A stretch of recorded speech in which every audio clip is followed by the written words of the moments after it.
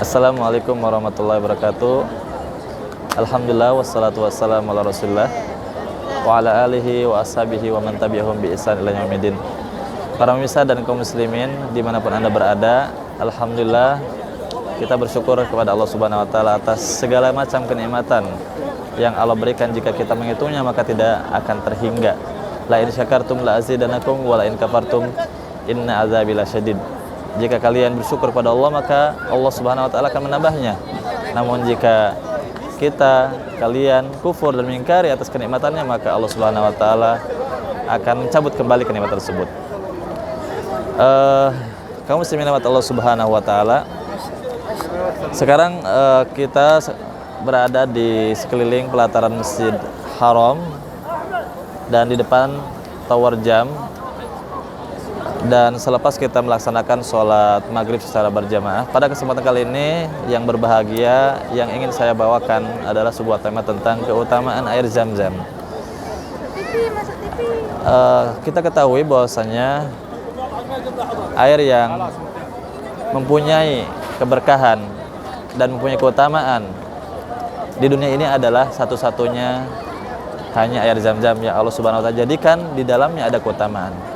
Sehingga sepantasnya bagi kita ketika kita diberikan kesempatan untuk mendapatkan air Zam-Zam, apakah lewat jamaah umroh, haji, ataupun ketika kita datang langsung ke tanah suci Makkah Al-Mukarramah, maka untuk memanfaatkan dengan minum sebanyak-banyaknya.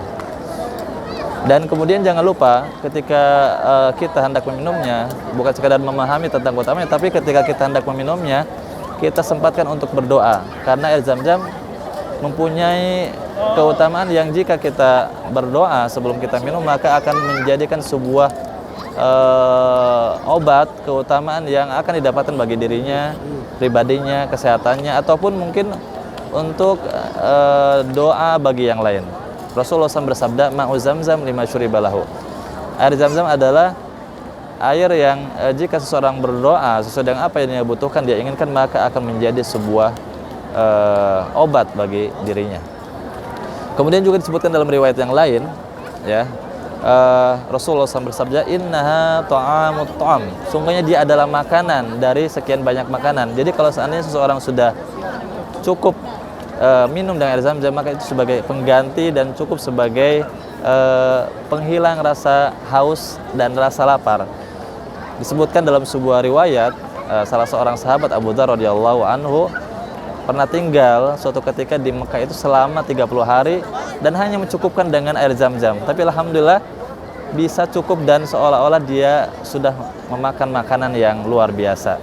Jadi jelas bahwasanya air Zam-Zam adalah bisa menjadi pengganti makanan, ya.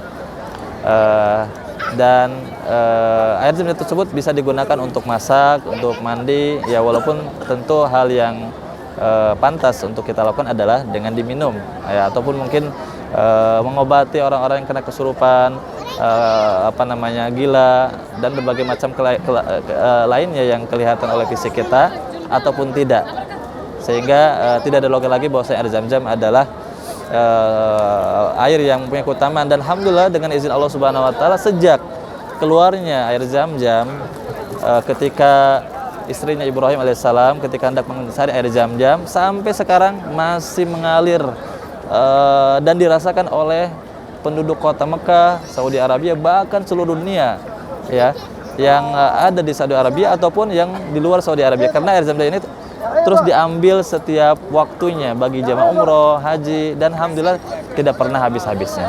Oleh karena itu, marilah kepada jamaah umroh untuk bisa memanfaatkan air Zam-Zam ini pada kesempatan yang lain ataupun pada suatu saat. Ini mungkin yang dapat kami sampaikan. Sekian dari kami. Assalamualaikum warahmatullahi wabarakatuh. Subhanakallahumma wa bihamdika asyhadu an la ilaha illa anta astaghfiruka wa atubu ilaik. Assalamualaikum warahmatullahi wabarakatuh.